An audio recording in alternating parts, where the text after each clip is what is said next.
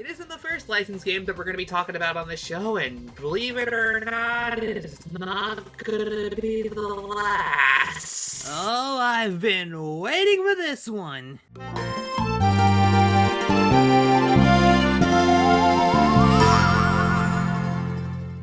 Hello, Internet, and welcome to the SwirlyCast, the only audio show that can be enjoyed by humans and yokai alike, and is the subject of being the first video of 2023. I promise you there will be more than 2 episodes this year. I am your host, Koma. Happy you decided to spend a few minutes out of your day to come hang out. Always much appreciated. I always love your company.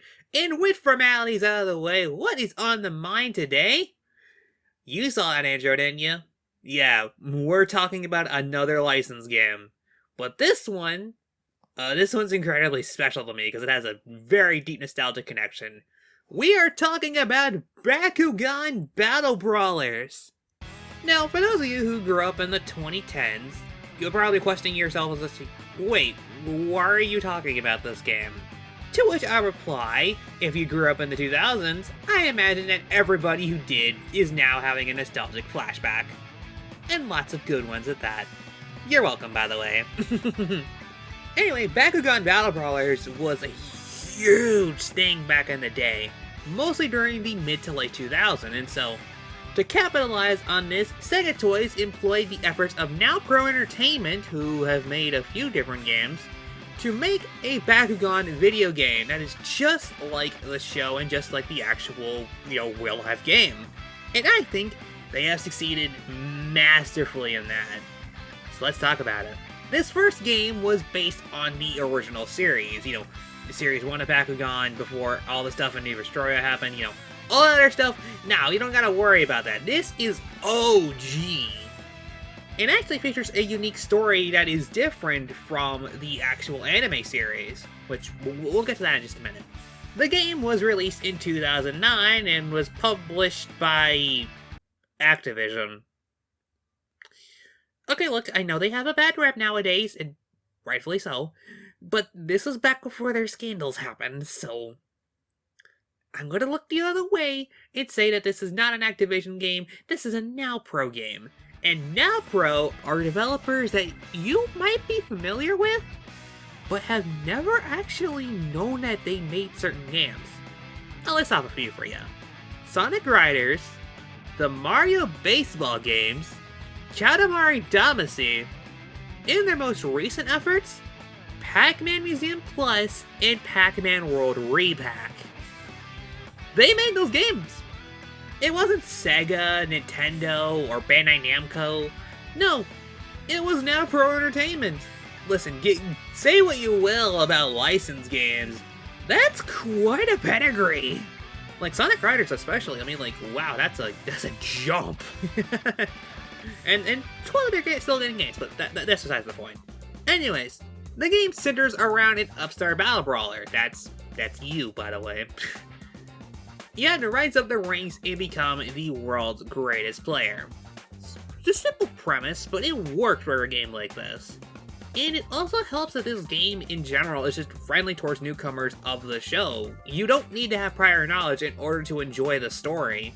It helps if you know, but aside from some things not making a whole lot of sense, I think you'll be able to get through the story just fine with a limited knowledge, and be able to play the game just fine without it. But again, it's more enhanced if you do know. Heck, I played this game when I was a kid, and I haven't seen the anime until a while ago, so take that for what it's worth. But I should also mention that, a cool thing they did about the English version about this game is that they included all of the Canadian voice actors. Yeah, they actually were able to contract the people from Nelvana and get the voice actors from the show. Scott McCord as Dan and Jason Deline as Drago. They actually got all of them, which is super cool to see because most licensed games, especially from this era, they didn't even bother to do that. Shiver Me Bottoms, Mr. Krabs from Battle for Bikini Bottom, anybody? But yeah, anyways, the story is very much taking a backseat. This is definitely not a long-running anime series that's been out for way too long. The game is a simple premise, and you're just going to be following through with that. We cool? Cool. Alright, now let's go into that gameplay, because there's a lot to go over. Yeah, I think compared to a lot of the other licensed games we talked about on this show so far, this has the most depth, by a very major degree, might I add. So I'll try and go through this quick, but yeah, be sure to take notes, this will be on the test. Gameplay is pretty straightforward. You and an opponent, or 3 depending on the mode, each have 3 Bakugan, 3 gate cards, and 3 ability cards. You start the game by setting down one of your gate cards. You can choose which one you want, or if you have auto mode on, you just choose it at random. And you all take turns rolling your Bakugan onto the field. If one of your Bakugan lands on a gate card, it is considered a stand. No, not a JoJo stand, this is just standing. And once they're on a gate card, they will stay on the gate card until a battle is ensued. That happens whenever 2 Bakugan of opposing players land on the same card. And battle is where this game is at its most good, in my opinion. And it's also where the different versions of the game start coming into play a lot. Because you see, this game, when it was released in 2009, had a bunch of different versions. It had one for the Wii, the PlayStation 2, the PlayStation 3, the Xbox 360, and the Nintendo DS.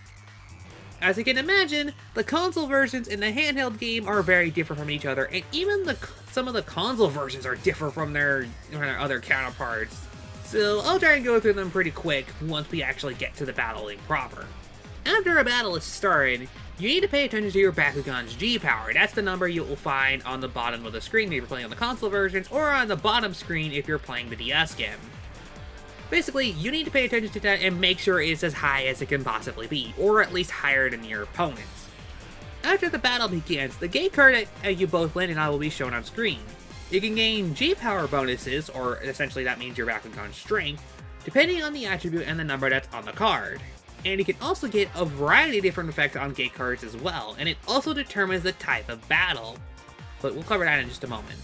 These different effects can be, changing the tide of battle entirely, forcing a battle to end immediately, or a specific Bakugan getting a double the attribute bonus, which is pretty overpowered, might I say. Especially when it comes to your partner, but And after the G-Power bonuses are handed out, you can activate your 3 ability cards. Depending on the situation, you might want to use them pretty early on, or you might want to just use them if you're probably not going to be able to win a battle. Ability cards are where this game differs a lot too. The DS version has a lot more wild effects. You can reset the G-Power bonuses of both yourself and your opponent's Bakugan, or just your opponent's. That one is incredibly unfair, might I say. But some also will just give you a straight up bonus. They're just there to give you a little bit of aid in case you need it. There are 3 different flavors of them: green, blue, and red. Each of them have different effects. Green are mainly meant for heavy tide changing turns. Red and blue are mainly for, giving bonuses. And now that all the bonuses have been handed out, it's time to battle. And this is where the console games and the handhelds come into play. We'll go over the DS version very briefly. The DS game has 5 different types of battles. Those will be scratch battles, where you scratch the bottom of the screen icon a lot. You might scratch up your entire DS screen if you don't have a protector on. Trace battles, where you trace an infinity loop around until you gain lots of bonuses. Pop battles, where you try to track down an attribute symbol and try to get it to pop to have as much energy explode as possible. And spin battles, where you spin the icon really, really fast. It's pretty simple. There's also timing battles, but there's also in the console version too, so I'm going to cover that in just a moment as well. And now for the console games, we have only 3. And this is also where the console games come into play. So why don't we start off with shooting battles? If you're playing on the Wii version, this is where you use the Wii Remote's pointer like a gun. And if you're playing on the console versions, you'll need to use the analog sticks here. Your goal is to aim for your attribute symbols and keep shooting them. The more you shoot, the more bonuses you'll get. And it also comes with a really, really wild bonus sound. So yeah, that's kind of a thing, but There's also the timing battles, which are, again, in the DS version as well. These battles are essentially, simple timing games. You need to time your button presses or motion control shakes. Yeah, this is also where the DualShock 3 comes into play if you're playing on PS3. Yeah, there's a lot of motion controls in this game, and it also comes into play with the Wii version too. Power battles are where it really comes into play though. And this is where the games truly differ. If you're playing on PS2 or Xbox 360, you'll be using the analog sticks for this. Well, if you're playing on Wii or PS3, you better get ready to shake that controller a whole bunch. And you pretty much just gotta shake until the battle is over. It'll probably hurt your arms a lot, but you know what? It makes it all the more engaging. And at the end of the battle, the Bakugan with a higher G-power wins, and the player wins a gate card. Get 3 of them, and you claim victory overall. Simple as that. It doesn't really matter the format of battle, it's always the same. But I think that's kind of where the game shines in my opinion, in its overall simplicity. Sure, there's a little bit of strategy they can have, because double stands are a thing. If you get 2 Bakugan of the same player on a gate card, you could choose to either move it, or you could take the card for yourself. There is some strategic depth, and the minigames are pretty fun. Just, make sure to do them in short bursts, unless you're a speedrunner, so, But yeah, just keep doing that until the end credits, and then bada bing bada boom, that's a game. It isn't the most innovative thing in the world. I obviously think that there's going to be games that are better than this, and definitely better games on the Wii. But you know what? For a licensed game that didn't have any right to be this fun, like, come on, this game is great! And if you're a fan of the series, it's a definite buy. And it's honestly the only Bakugan game that I actually think is good. So, good job now, bro. You really knocked it out of the park there. Oh, and might I mention, this game's music slaps, like, to an uncharacteristically high degree, too. If you like heavy rock, oh, you're gonna dig this soundtrack a lot. It's incredible. I even listen to it, whenever I'm, like, not thinking about the game. I just want to listen to something nice, the music is legitimately that good. It may seem rather generic, but you know what? I still think it sounds good. Tournament theme is one of my favorite video game themes ever. There you go. But yeah, that do be the Bakugan Battle Brawlers. Will this be the last time we talk about this series on this show? Oh no, it won't be. Because I do plan to talk about the anime at some point. But as of the game right now, in this particular episode, that's all that we got. Because the game can be pretty cheap. Because it is a licensed game, and, people just, throw it off as just being, cheap garbage. But no, this game is legitimately good, and I recommend it wholeheartedly.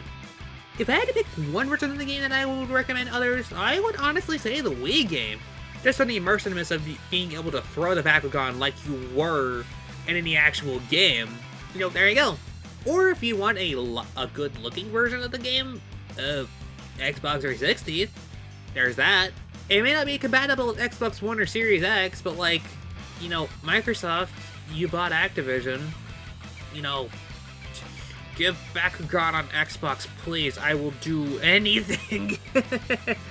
But yeah, that's be about it for this episode and the time we have for now. So, with that, this has been Koma and my French fellow viewers at Rotary, so thank you for tuning into this episode of the SwirlyCast. Until next time, bye-bye! Oh, and because you asked, yes, I am completely enamored with marbles that turn into monsters whenever they're in battle. Thank you for asking.